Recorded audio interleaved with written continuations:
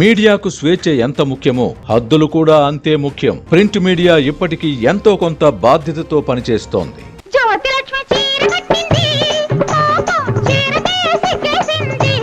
చేతిలో మీడియా ఉందని అమాయకులైన ఆడవాళ్లకు మరక అంటించే ప్రయత్నం చేస్తే ప్రభుత్వంలో కీలక భూమిక పోషించే అధికారులు చేతులు ముడుచుకొని ఉంటారా? మరి 5 ఏళ్ల పాటు వైఎస్ భారతి గారి మీద ఏబిఎన్ ఆంధ్రజ్యోతిలో ప్రసారం చేసిన కథనాలకు ఏ బాధ్యత వహిస్తారు? బజార్ మనుషుల్ని తీసుకొని వచ్చి ఏబిఎన్ స్టూడియోలో కూర్చోబెట్టి వైఎస్ భారతి గారి మీద ఇష్టానుసారం మాట్లాడించారు కదా, దానికి ఎవరు బాధ్యత వహిస్తారు? కిరా కార్పి, సీమరాజా లాంటి వాళ్ళని కూడా పిలుచుకొని వచ్చి ప్రత్యేకంగా వైఎస్ భారతి గారిని టార్గెట్ గా చేసుకుని మాట్లాడించారు కదా.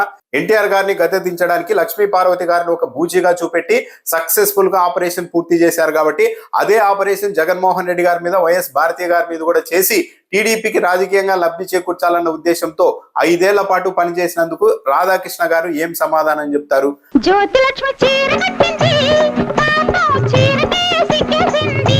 వైఎస్ భారతి గారిని ఒక రాజ్యాంగేతర శక్తిగా సృష్టించి ప్రచారం చేసి ప్రజల్లో వ్యతిరేకత సృష్టించే ప్రయత్నం చేశారు కదా, మరి దానికి ఏం సమాధానం చెప్తారు? ఇప్పటి వరకు ఏబిఎన్ ఆంధ్రజ్యోతిలో వైఎస్ భారతి గారి మీద ప్రసారం చేసిన ఏ ఒక్క కథనమైనా ప్రూవ్ అయిందా?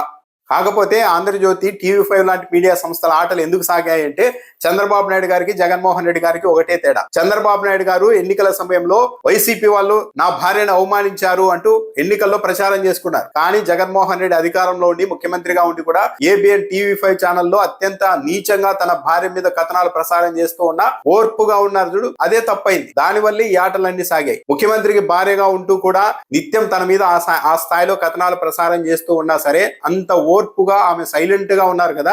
వైఎస్ భారతి గారికి కృతజ్ఞతలు చెప్పుకోవాలి. వీళ్ళంతా వెళ్ళి అంత పవర్ చేతుల్లో ఉండి కూడా తమను ఏమి ఇబ్బంది పెట్టకుండా మౌనంగా ఆమె ఉన్నందుకు రాధాకృష్ణ గారు, ఆయన దగ్గర పనిచేస్తున్న జర్నలిస్టులు అందరూ వెళ్ళి ఆమెకు కృతజ్ఞతలు చెప్పుకోవాలి.